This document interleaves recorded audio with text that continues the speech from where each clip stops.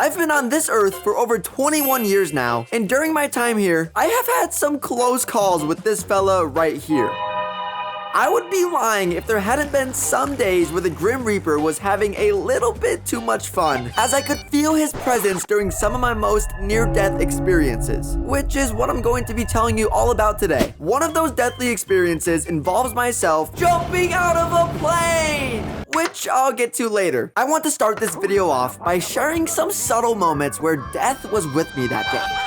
I was in high school at the time, and like most high schoolers, I was a new driver. But something to know when you're new to driving is that your brain isn't fully calculated yet to remember basic functions like stopping at stop signs sometimes. You could probably see where this is going. I was in the car with my older brother, my friend, and Death, as I was the one driving over to a friend's house that evening. We were feeling good. Music was blasting, windows down, and even had some fast food with us as we were chowing down the chicken sandwiches. And that was when a very obvious red light was approaching. But my brain, which wasn't quite fully calculated to this new experience of driving, had completely disregarded the fact that this light was, in fact, red. By the time I could even comprehend what's approaching, aka the blatant red light in front of me, it was too late. Wait. Was that a red light? Dude, yeah, I think you're right. Bugs, you just ran a red light. Dude, oh my gosh, I totally just ran a red light. I really don't know what just happened right there. I'm sorry, you guys. Oh my gosh, that was awesome! Have you ever been in one of those situations where you almost get in a car crash and then you're forced to lock in and no one makes a single peep of noise, not even the radio? Well, that's exactly how the tone shifted immediately after I ran that red light. We all took the time to ponder the what ifs of the situation that just occurred. Like, dude, what if a car was coming from the other direction? Yeah, man, like, if a car was coming from the other side at the same time we were crossing, dude, we could have got hit and died. And it would have been awesome! Safe to say, we made it to our friend's house, but not without a little adrenaline running through our veins as the touch of death just missed us. Thanks for the ride, you guys. I'll see you later. Who is that guy, by the way? Wait, what? I thought you guys knew him. It wasn't long before death returned, this time in a much more laid-back manner. I was on a summer vacation, much younger at the time, where I was staying on a lake with some of my family members. My older cousin and I were chilling down at the dock, as he was watching little old me swim around in case, you know, I drowned. And no, it wasn't drowning that almost killed me that day. I got out of the water and marched down the dock to chat with my cousin. Without watching my step, while my back was facing toward the water, my feet were hanging off the mirror edge of the dock.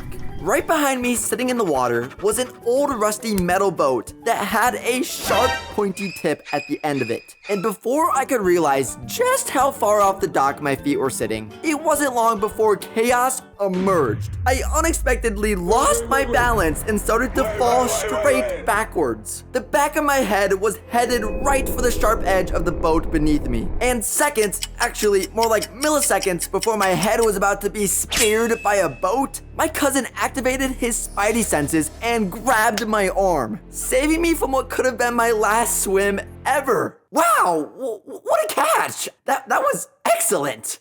I mean, any later, he would have died. Oh, imagine if you didn't catch him from falling. Well, anyways, you guys, I'll be seeing you later. Dude, do you know that guy? It's complicated. On the topic of swimming, let me tell you about the time where I almost actually drowned. Now, this wasn't any ordinary drowning story that you might be envisioning in your head. It was much worse. Let me explain. I was at a water park with some neighbor friends of ours, and we had just got done going down a ride with an inflatable tube. My neighbor friend had gone first, and then I went second right after him. I made it out alive! Or so I thought. As I made my way toward the stairs in order to leave the pool that was at the bottom of the ride, the water jets in this pool had caused a huge current. A current so big that as I was climbing the stairs to exit the pool, it swept me off my feet as my body then got wedged under the metal handrail placed on the stairs. The current felt like a strong magnet, as I didn't have the strength to pull myself up from the water. I'm tired. I was trapped, and this is when the panic started to set in. My neighbor nearby heard me thrashing around in the water as he came running to the rescue to save me. He's mine! He's mine! Hey man, let go! Never! Never! You better let go right now, dude! I was then yanked out of the pool as I was left trying to catch my breath while on the cement ground of the water park. At this point, a crowd had gathered around and it was not my proudest moment. Die! Die! Yes! Yes! Die! What's your guys' problem? Can a man not just have some fun around here? What just happened? He's alive! I'll be seeing you later.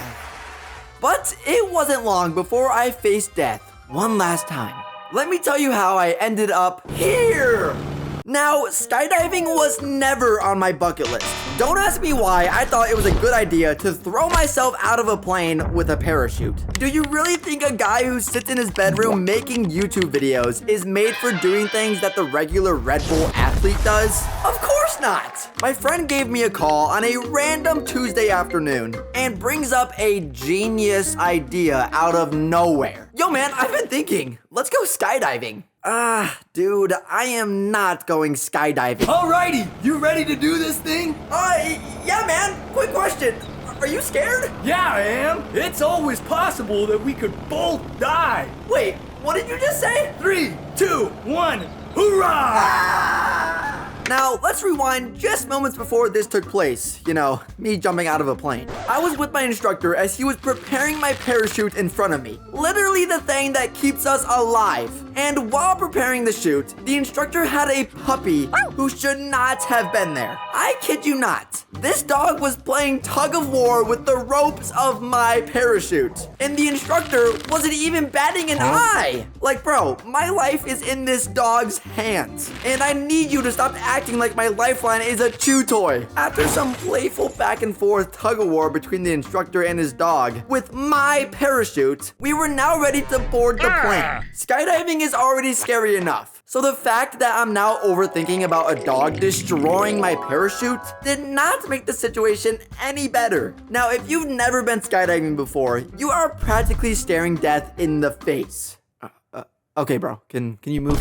Your brain can barely process the fact that you're plummeting toward the ground, and the only thing stopping you is a few cords and a piece of cloth. The time finally came to open the parachute, and just like that, it worked just fine. Wait, what is he doing here? How did he get here? No. Ah! The feeling of skydiving is indescribable though. Knowing that you're so close to death almost made me feel the most alive I've ever been. Who's a good boy? Oh, who's a good little boy? Who's a good little boy? Huge announcement. I now have a Roblox channel where I'll be uploading over there every other day. Click the red icon on your screen right now to go and subscribe to the new channel. I want to thank you guys so much for watching my videos, and I cannot wrap my head around the massive support I received since starting this channel. Please go down and support all of the artists that work on these videos. Seriously, without them, these videos would not be a thing. Anyways, guys, I will see you in the next one. Peace.